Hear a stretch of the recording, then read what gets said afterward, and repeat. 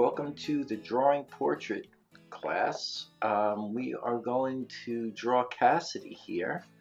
Um, okay, on the start, I am going to establish the basic shape of the head, um, trying to go for the brow ridge, uh, the nose, um, and I believe just trying to shape out the face. There's the mouth line, I believe, in there.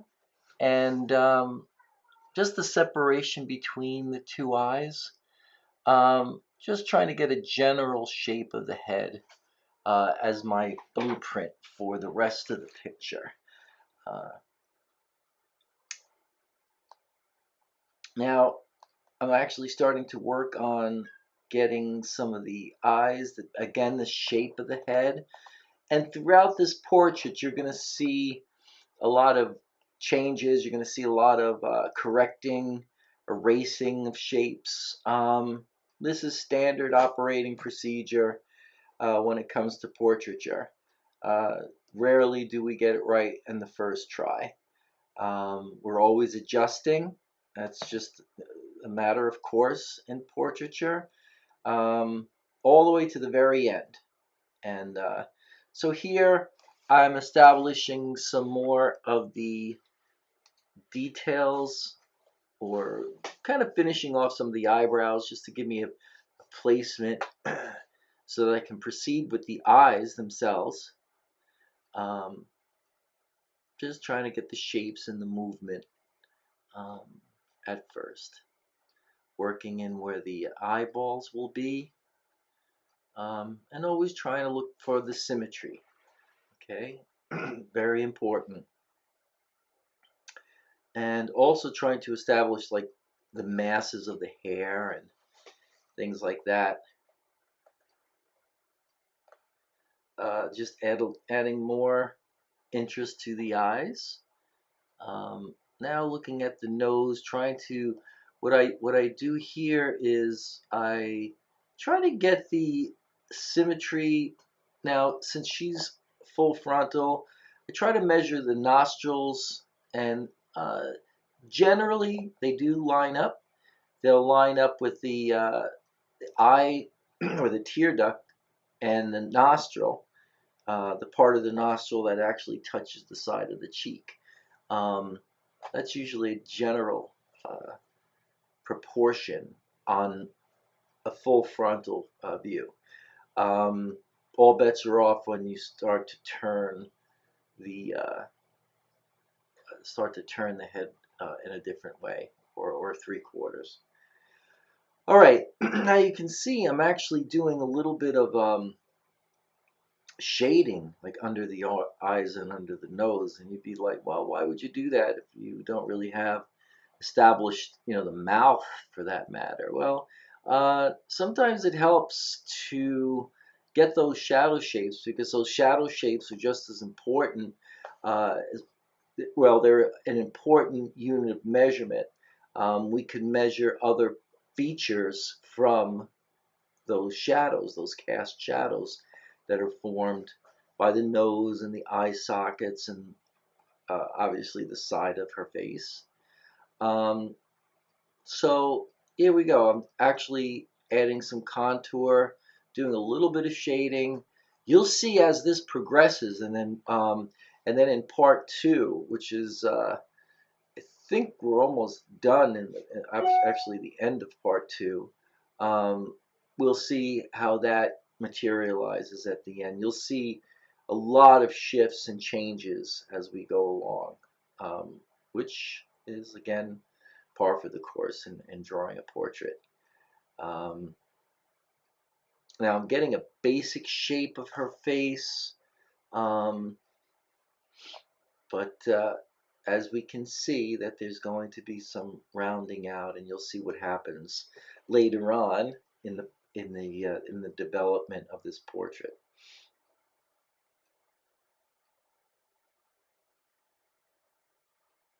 Just working in.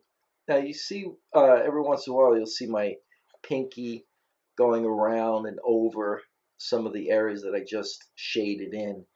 But what I try to do is I try to get the graphite, I try to push it into the paper. The reason for this is it reduces the what they call static. Um, Sometimes we don't want to have that too abrupt, scratchy look to our shadows. We want to try to get them nice and flat and not too overworked. It's just a way to refine the drawing as we start. Uh, if you just kept putting graphite over graphite over graphite, it'll get a little dirty. It's almost like paint. If we keep adding too much paint to a picture, um, we'll actually start to get buildup, and we don't want to get that, especially in a drawing. Um, what I'm using is simply Canson XL. It's a Bristol paper. The package, actually on the pad, it says two distinctive sides. And one is a little more cold pressed. The other one is textured, but not as much. So it's actually, you get two sides, which are really good. It's great for drawing. It can definitely take a lot of abuse, which is good, especially if we're drawing things that require a lot of darks in the shading. Now here I'm just adding some more detail, kind of reworking the eyes just a little bit. And here now, probably one, why did I just erase that area? Well, I got to get a little wider, and this is where I can see that I'm a little off in my proportions. So you have to always, always always work to the finish, and don't stay married to your first line. It's if it's wrong, it's wrong. It has to be changed. So um, don't feel such a connection that, oh, it looks good, it's or well enough. Um, that's the road to disaster. The idea is to make our drawing look as close to the photograph or the sitter. If we were working from life, we would do the same thing. Um, we would have to readjust.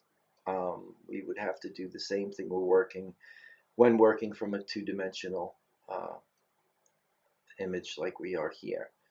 Um, the concepts are the same. It's just that we have a two-dimensional. It's rather flat, but we can see plenty of gradation in this. This photograph of Cassidy was taken during a workshop. I think it was last fall, and she is a great model, and everyone loved her, and they all came away with some beautiful paintings. Again, here I am going back, refining the eye shapes. You're going to see that they'll start looking more and more like hers. We're seeing a ghosted image of her now. In the next video, uh, which will be part 2, I think the final part will just be me rendering out the hair, because the skin tone is pretty close to being done. I don't want to overwork it. The pencil I'm using right now is a 2B. I'm just trying to establish the darks. And what I do in part 2 is I switch over to an HB. Now you'd probably be wondering, well, why switch to an HB? Well, I'm actually going more for the half tones with the HB pencil. And once we have the 2B graphite down and we switch over to an HB, what happens is the HB pencil has like a quality in which it pushes some of that graphite, the heavier or softer graphite from the 2B pencil, and it kind of moves it in. It actually forces it into the little nooks and crannies on the texture of the paper. And then after that point, I switch over to an F pencil, which is unheard of. It's actually the first time I did it, and I found that the F pencil was actually dark enough to give me lights, light halftones in the light side, and still get dark enough to put an accent down. Um, quite frankly, not sure. I think the F pencil was used as for draftsmen. I think because it was sort of versatile. I know that the HB pencil is sort of equivalent to, or we have a number two pencil. It's equivalent to an HB, I believe. At least that's what I heard. Either way, the HBs are the uh, the lead in the HB pencil is starting to become a little softer. It's not as soft, obviously, as a 6B nor an 8B, which I'm finding out on the market more and more, and which is very, very soft. You have to be careful.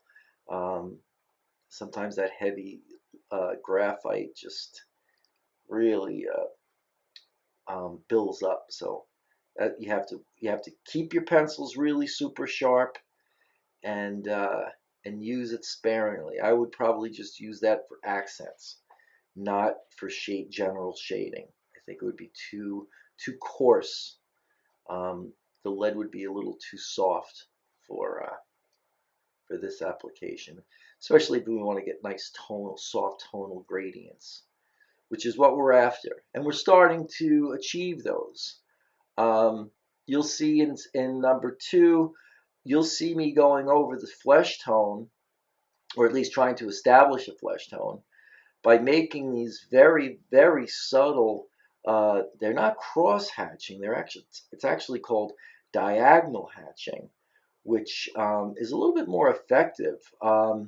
What happens is you're not making these little squares by cross hatching, you're just making these diagonal shapes. And in drawing, what we want to do is we want to try to get our blending and our form by use of longer strokes. And you'll see on the second one, on part 2, that I'll be doing that throughout the whole face. You'll see the pencil go directly over all the form, okay? And I'm talking about the eyes, the nose, the chin, okay? Because there is a flesh tone. If we didn't have so much glare on this picture, you can definitely see that in her face, it's not pure white. It's not as white as that paper, right? So we have to make sure that we get that subtle halftone in there.